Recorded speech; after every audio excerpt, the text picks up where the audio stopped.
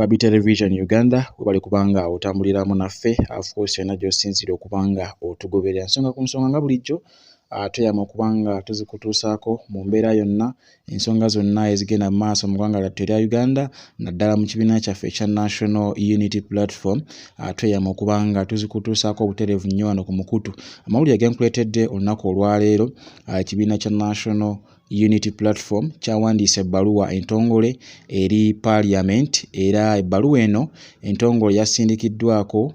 ne Honorable Zake Francis Butebi era yabadde egoba Honorable Mpuuga nsamba mu Palament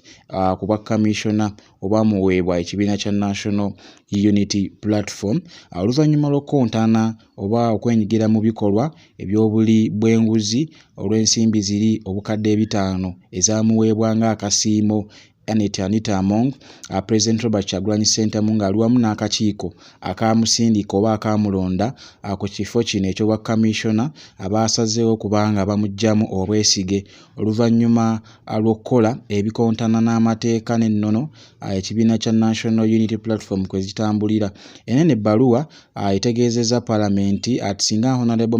Mpuuga Nsamba avaayo n'agaana okubanga alekulira ku kifo kino butereevu kijja kweyoleka lwatu anti takyali ku ludda luvuganya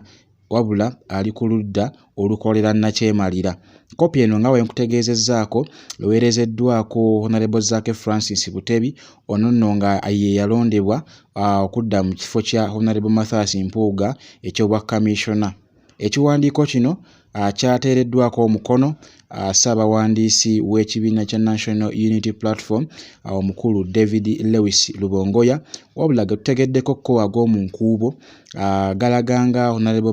Mpuuga Nsamba olunaku olwaleero lwayise olukuŋŋaana lwa bannamawulire wali ku Parliament era nga olunaku lwaleero ku makya g'olunaku olwaleero tusuubira ebintu bibiri wammanga okuli okuwaayo entebe ey'obwa Commissioner oba okugiremeramu. Tewali of course amanyi kijja maaso oba kyagenda okubanga ayogera ku nsonga z'ekifo kino naye okusinziira ku bbaluwa evudde mu kibiina kya National Unity Platform bo balaga nti singa tavaayo n'alekulira ku kino ekifo butereevu kigenda kweyoleka lunye tyakolera ludda luvuganya. Ku biri mu bbaluwa eno ebbaluwa ndowooza negamba bweti ng'ennaku z'omwezi 22 December omwaka gwali gwa 2023 ekibiina kya National Unity Platform wekyasalawo ne kironda Honorable Mpuuga Nsamba kuba Commissioner era okusinziira ku ssemateeka wa Parliament waliwo emitendera egigobereddwa okubanga abayita mu mateeka nate okuggyayo Honorable Mpuuga Nsamba ku kifo kino eky'obwa Commissioner oluvannyuma lw'okukola oba okwenyigira mu bikolwa ebyokulya enguzi ebikontana n'amateeka n'ennono az'ekibiina kya National Unity Platform. Okusinziira ku bbaluwa eno eraga nti ekibiina kya National Unity Platform kisazeewo ne kinominatinga ekibiina kya National Unity Platform ekyanominatinga Mpuuga oba ekyamuwa obuyinza ku kifo kino eky'obwa Commissioner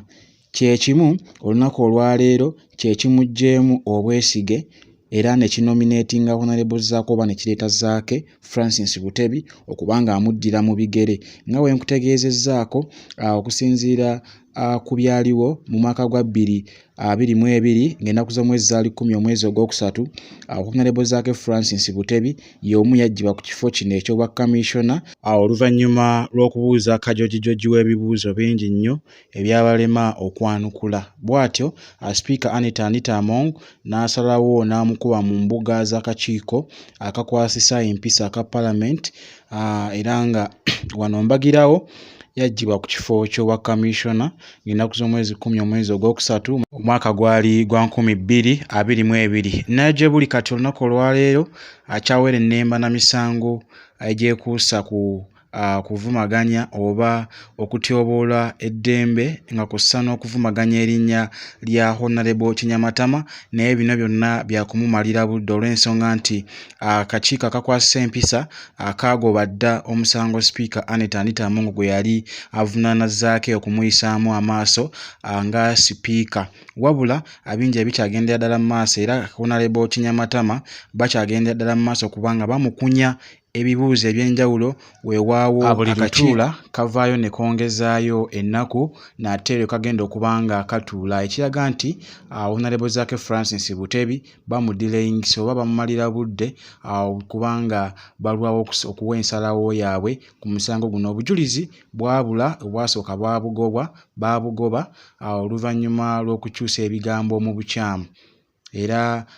tujjukira nti waliwo Professor omwe Makerere yaweebwa olukusa okukyusa ebigambo bya Honorable Zaake Francis Butebi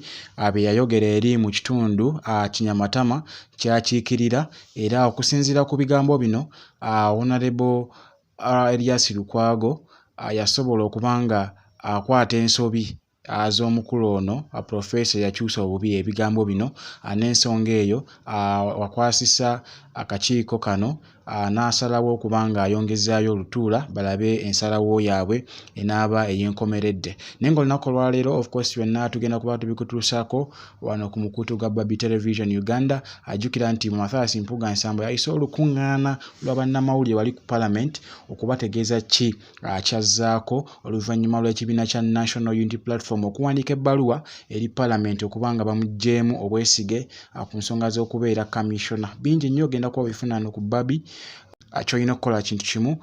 kusubscribinga gompya, okulayikinga n'okusharinga message nesobole okuba nga etuuka ku buli munnayuganda tusobole okumanya ki ekigenda mu maaso mu kibiina kyaffe ekya National Unity Platform n'eggwanga lyattu okutwaliza awamu. Kale sigenda kubanga nsukkawo wano atakumbira mpeera bankuumire musibe bulungi mweraba.